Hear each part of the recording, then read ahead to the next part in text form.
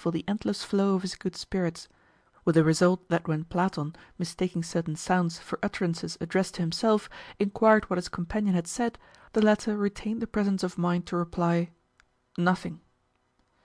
Presently, as Chichikov gazed about him, he saw that for some time past the koliaska had been skirting a beautiful wood, and that on either side the road was bordered with an edging of birch trees, the tenderly green, recently opened leaves of which caused their tall, slender trunks to show up with the whiteness of a snowdrift.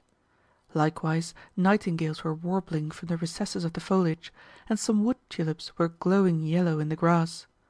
Next, and almost before Chichikov had realized how he came to be in such a beautiful spot when, but a moment before, there had been visible only open fields, there glimmered among the trees the stony whiteness of a church, with, on the further side of it, the intermittent foliage-buried line of a fence, while from the upper end of a village street there was advancing to meet the vehicle a gentleman with a cap on his head, a knotted cudgel in his hands, and a slender-limbed English dog by his side. "This is my brother," said Platon. "Stop, coachman!" And he descended from the koliaska, while Chichikov followed his example. Yarb and the strange dog saluted one another, and then the active, thin-legged, slender-tongued Azor relinquished his licking of Yarb's blunt jowl, licked Platon's hands instead, and, leaping upon Chichikov, slobbered right into his ear. The two brothers embraced. "Really, Platon," said the gentleman, whose name was Vasily, "what do you mean by treating me like this?" "How so?" said Platon indifferently. "What? For 3 days past I have seen and heard nothing of you. A groom from Pietux brought your cob home and told me you had departed on an expedition with some baron. At least you might have sent me word as to your destination and the probable length of your absence. What made you act so? God knows what I have not been wondering." "Does it matter?" rejoined Platon. "I forgot to send you word, and we have been no further than Constantine's, who, with our sister, sent you his greeting. By the way, may I introduce Paul Ivanovitch Chichikov?" The pair shook hands with one another. Then, doffing their caps, they embraced. "What sort of man is this Chichikov?" thought Vasily. "As a rule my brother Platon is not over nice in his choice of acquaintances." And, eyeing our hero as narrowly as civility permitted, he saw that his appearance was that of a perfectly respectable individual.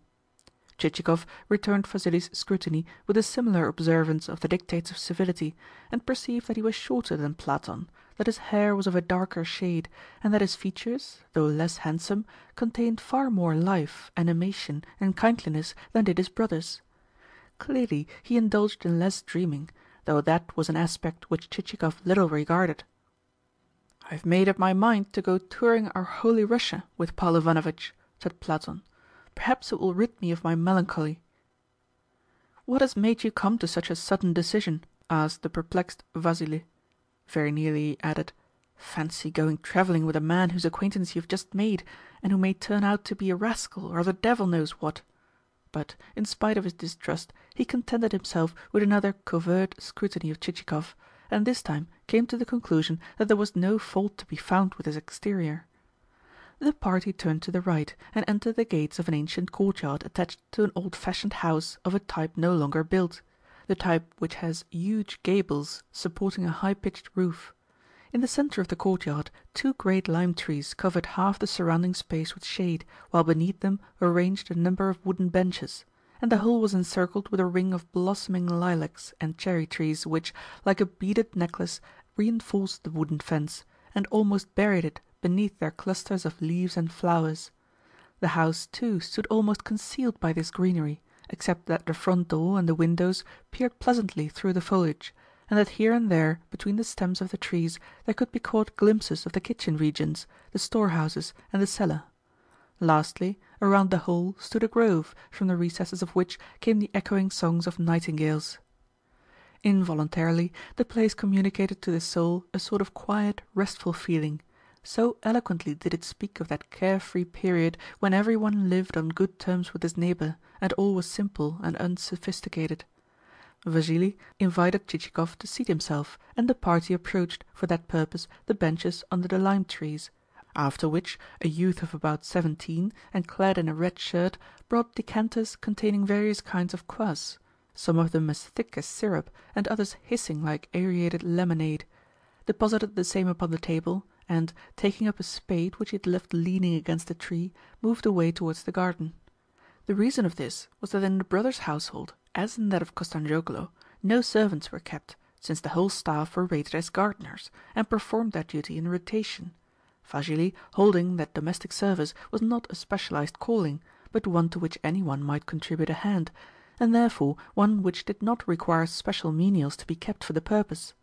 Moreover, he held that the average Russian peasant remains active and willing, rather than lazy, only so long as he wears a shirt and a peasant's smock, but that as soon as ever he finds himself put into a German tailcoat he becomes awkward, sluggish, indolent, disinclined to change his vest or take a bath, fond of sleeping in his clothes, and certain to breed fleas and bugs under the German apparel.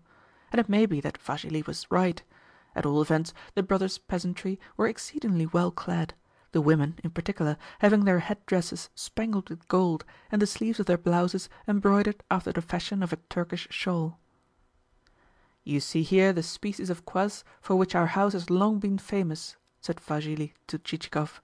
The latter poured himself out a glassful from the first decanter which he lighted upon, and found the contents to be linden honey of a kind never tasted by him even in Poland, seeing that it had a sparkle like that of champagne, and also an effervescence which sent a pleasant spray from the mouth into the nose. "Nectar!" he proclaimed. Then he took some from a second decanter. It proved to be even better than the first. "A beverage of beverages!" he exclaimed. "At your respected brother-in-law's I tasted the finest syrup which has ever come my way, but here I have tasted the very finest kvass." "Yet the recipe for the syrup also came from here," said Vassili, "seeing that my sister took it with her. By the way, to what part of the country and to what places are you thinking of travelling?" "To tell the truth," replied Chichikov, rocking himself to and fro on the bench, and smoothing his knee with his hand, and gently inclining his head, "I am travelling less on my own affairs than on the affairs of others. That is to say, General Betristchev, an intimate friend, and, I might add, a generous benefactor of mine, has charged me with commissions to some of his relatives. Nevertheless, though relatives are relatives, I may say that I am travelling on my own account as well, in that, in addition to possible benefit to my health, I desire to see the world and the whirligig of humanity, which constitute, to so speak, a living book, a second course of education." Vassili took thought.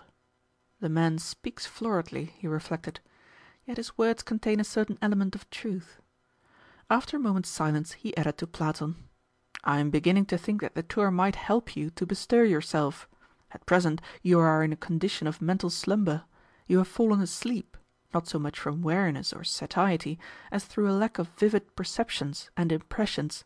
For myself, I am your complete antithesis. I should be only too glad if I could feel less acutely, if I could take things less to heart." "Emotion has become a disease with you," said Platon. "You seek your own troubles and make your own anxieties." "How can you say that when ready-made anxieties greet one at every step?" exclaimed Vassili.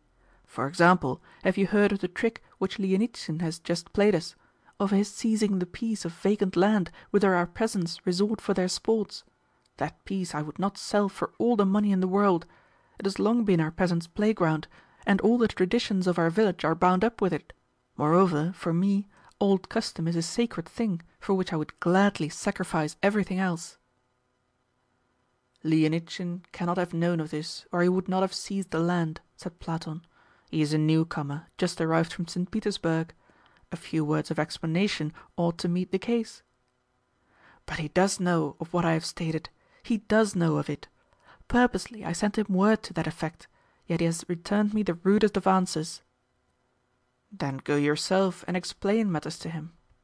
"No, I will not do that. He has tried to carry off things with too high a hand. But you can go if you like." "I would certainly go, were it not that I scarcely like to interfere. Also, I am a man whom he could easily hoodwink and outwit." "Would it help you if I were to go?" put in Chichikov. "Pray enlighten me as to the matter."